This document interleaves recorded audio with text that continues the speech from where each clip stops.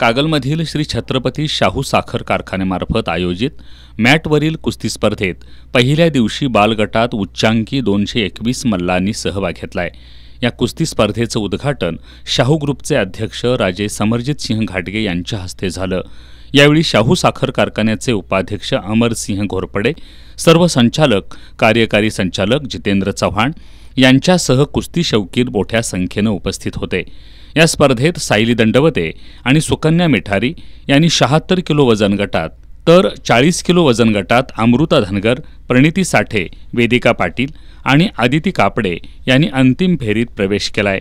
स्पर्धेचे संपूर्ण नियोजन ऑलिम्पिक पद्धतीनं केलं होतं।